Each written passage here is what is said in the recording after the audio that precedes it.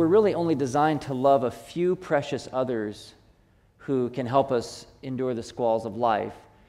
John Bowlby, who was an attachment pioneer back in the 40s and 50s, discovered this in his work with children, that this quality of the bond is really so much of what determines how we turn out as adults.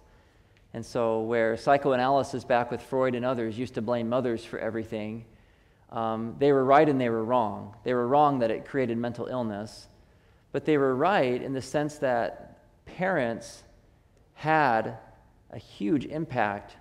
Attachment figures had a huge impact on the way we organize the world and the way we deal with emotions, the way we make sense of our relationships. And basically, it affects the way we see inside of ourselves and it affects the way we see outside of ourselves. And so when we talk about building trust and building connection, we have to start with the babies. We have to start with focusing on how to create safe connection with our children.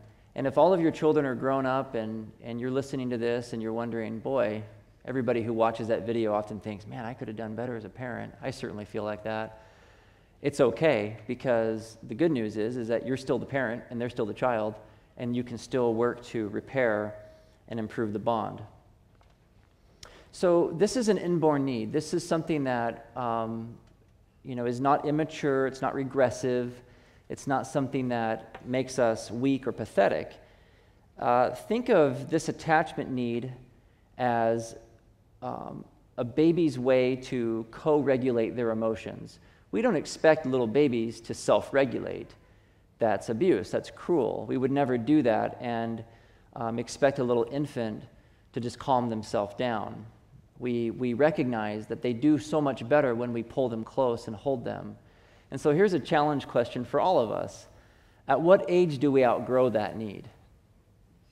At what age do we outgrow the need to be comforted and soothed by another person, physically, verbally, emotionally?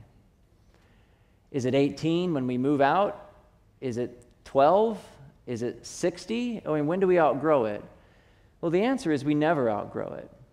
Some of you may know or have been around couples that have been married 50, 60 years and then one of them passes away. And the other person seems to just diminish so quickly.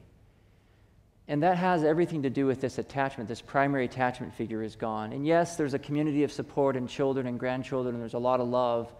But there's something about that one special other that we're biologically wired for our safety and survival. When that person's unavailable, we don't regulate as well.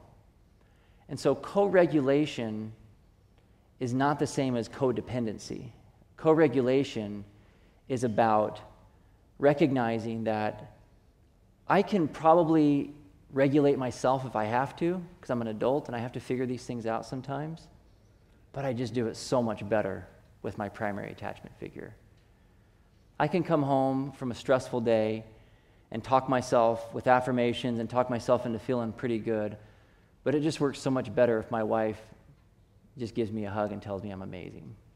Then I just feel like I can do anything. And is that because I'm a big baby? Yep, we're all big babies. We're all big babies. There's nothing wrong with that. We all have not outgrown that need for co-regulation and attachment. As adults, we have to learn how to regulate that, how to work with it, how to send clear signals so we don't fall into becoming abusive, manipulative, immature